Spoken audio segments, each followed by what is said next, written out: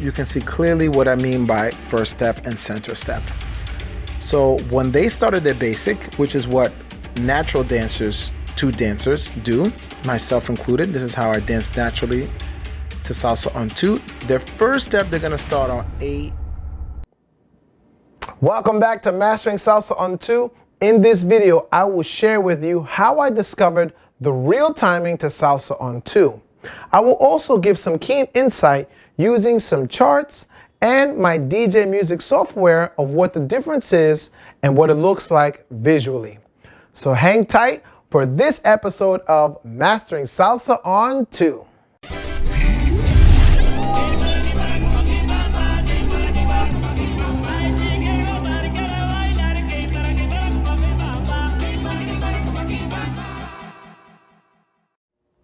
So just to share a little bit of my background, my name is Edgard Del Rosario, and I was an international salsa instructor and former Eddie Torres dancer. My brother and I started salsa in 1999, and we started at Dance Sport.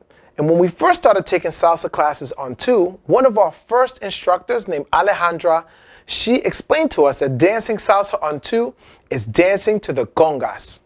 In that private lesson, she drilled us and made us find the congas in every single song. And I continued to dance on 2 from that point with the conga rhythm.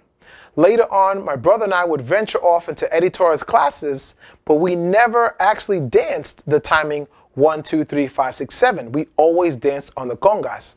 At that time, I did not know they were actually two different things. It wasn't until I started training my former partner in 2001, Irene Miguel. She was a big salsa instructor on 1 in the UK. We started working together and I started to train her on 2. And she said, no, you're saying 1, but you're actually stepping on 8 and 8 and, which is the cuckoo of the conga. So I was mind blown. I thought that cuckoo sound was actually 1. Later on, I would take percussion classes, conga classes, and I discovered that that timing is definitely very different. So since that point in 2001, I've been teaching to the conga rhythm. Now I'm going to show you a video of Eddie and Maria dancing to the congas.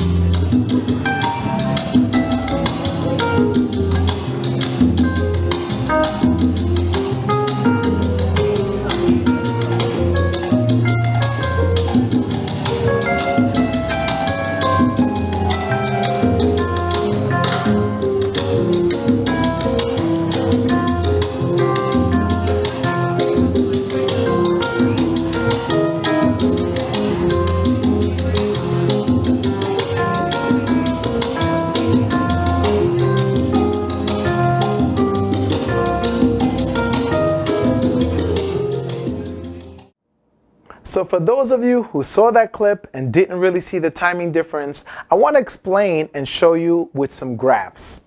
Then I will show you in my DJ software. For those of you who didn't know, I'm also now a professional nightclub DJ. So in my DJ software, I can show you what it looks like as well. First, let's take a look at the graphs. So before I get into the timing difference, I would like to briefly explain the difference between musicians' timing and dancers' timing. Now, salsa, as in most modern music, is counted in what is called 4/4 time. So basically, musicians will count and 1, 2, 3, 4, and 1, 2, 3, 4, just like you see here in the top line. And dancers will count it differently because it will be very difficult for us to explain dance steps, turn patterns, because of course we're using 2 musicians 4 count to do the basic step. So that's why dancers count it differently. So the second 4 for the dancer will be 5, 6, 7, 8. And it just so happens that musically, the first four and the second four are different. But if you go to my salsa music theory training video, I will explain that more in detail. But I just wanted to briefly touch upon that there is a difference in the way we count it, so that if you're a musician or a singer and you're listening to this and you're taking salsa lessons, you understand that there is a difference. Now let's get into our next slide here, where I explain the principal sounds of the congas. Now the congas actually play throughout all 8 beats, but the loudest sounds are what we dance to. That's why I put the principal sounds. And the first sound is what musicians call a double-double hit, and it sounds like cuckoo, so that you can see.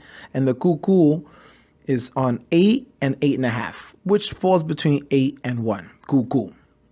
And then the other sound musicians call the slap, I call it the pa, because it sounds like pa, and that will fall on beat number 2. Then the pattern will repeat. Then the cuckoo will be on 4 and 4.5. And then the other slap of the drum will be on 6. Now, this is important because what you saw Eddie and Maria do, they actually started their basic step on the cuckoo, which is the 8 and. That's where they started their step. And if you didn't really catch that, please go back and watch the video again. So that is very different from starting on 1, starting your basic step on 1. As you can see, it's a whole, not only is it a whole beat earlier, but there's a sound difference because you're actually stepping on that sound, the cuckoo sound. And then you're going to hold it for beat number 1. Now in this chart, I want to just introduce the downbeat. Now the downbeat is the heaviest beat in the music. And when you're dancing 1, 2, 3, 5, 6, 7, their claim is to start the step on the downbeat. Now the downbeat I put here, there's 2 downbeats. Of course, there's 2 bars, right? As you heard me explain earlier. So the downbeat, the first one is on 1, and then the second one is on 5. Now the difference is the difference in pitch. The 1 is going to be lower in the pitch. The 5 will be higher in the pitch. And I will explain that more in detail if you go to my music theory. But I just want to keep it brief because I don't want to lose the point in what we're talking about here. So now, again, when you're dancing 1, 2, 3, you're starting the step on that 1. But as you saw Eddie and Maria do, they actually started earlier. So they stepped on the cuckoo sound. And if you watch the video on Bluetooth, it's going to be really out of sync. So you really need to watch it without Bluetooth. So they're starting on the 8 and cuckoo, and then they're holding it for 1, which gives them more time to play because you have 2 beats in the center. And then they break on the 2 and then return for 3. So as you can see, you have the cuckoo and the downbeat right afterwards, which works together as cuckoo. I call it cuckoo.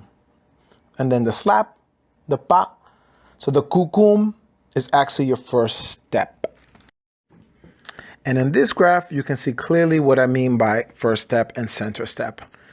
So when they started their basic, which is what natural dancers, 2 dancers do, myself included, this is how I dance naturally to Salsa On 2. Their first step, they're going to start on 8 actually, right? 8 and 1, they're going to hold it that whole time. Hold it, or they're going to play, or they're going to improvise, they're going to style, but they actually stepped on 8. So then they're going to break on 2 with the left leg or the right leg, depending if they're leading or following, and then return to the center on 3. And then the center step again happens on 4 and. So they're holding it for 4 and 5, or kukum. And then they're going to break on 6 and then return to center. So the point of the story is, again, instead of starting on 1 in the basic step, like you think they're doing, they're actually starting earlier. They're starting on 8. They're starting on 8 and 1. So that first step, as you saw them do, is on 8 and 1. Because the cuckoo of the conga, that's where it falls. It falls on 8 and 4 and. So that works together to give that flavor of the drum that people who dance salsa on 2 naturally feel. So there's a big difference between stepping on that downbeat and then stepping on the cuckoo, as you saw Eddie and Maria do.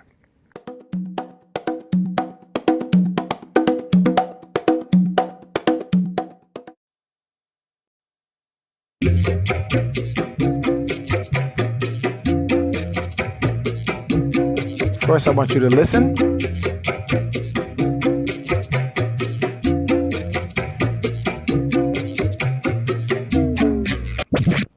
Now I'm going to show you the cuckoo. So that's the cuckoo sound right here, cuckoo. As you can see, it's pretty loud. It's a pretty important thing to ignore. When you're dancing 1, 2, 3, you ignore it. Now I'm going to show you where the 1 is. That's 1. So green is cuckoo, pink is 1. That's cuckoo 1, cuckoo 1.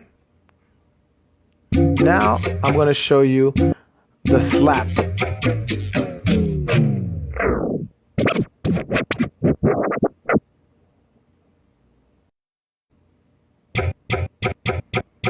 Sounds like a slap, right? That's 8 and 1, 2. Cuckoo 1, 2. This is the slap again. Cuckoo. So as you can see, it's a big difference starting on the 1 in the center versus starting on the cuckoo, as you saw Eddie and Maria do. The cuckoo, there's a big difference.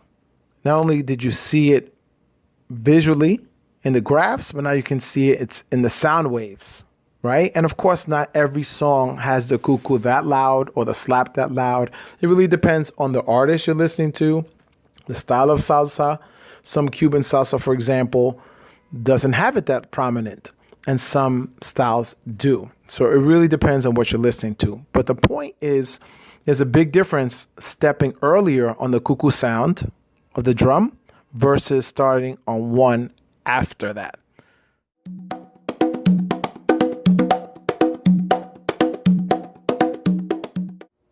So there's a visual of what it looks like. So as you can see, that 8 and 1, the 8 and the cuckoo sound is very important in the relation to the rhythm of the song, right? So how important it is to actually step on that and feel that. To ignore that, to me, doesn't really make sense. But again, everybody's allowed to dance their own way. But a lot of people don't know that there's a difference. They see Eddie and Maria and natural dancers, all around the world who are dancing on the congas, and they don't know why that looks so different compared to what they're learning in class. So this YouTube channel is really dedicated to that. And again, I'm going to give away a lot of turn patterns and dance steps and other amazing information. So please make sure you subscribe. But just to go back to the topic, so why is it important to dance to the conga drums? In my understanding from my experience, to me, it makes total sense to feel the sounds of that percussion. The way it works together with the bass, the groove it gives the song. It gives it a totally different feeling when you're dancing to the conga sounds versus when you're dancing to the numbers or when you're not on the conga sounds.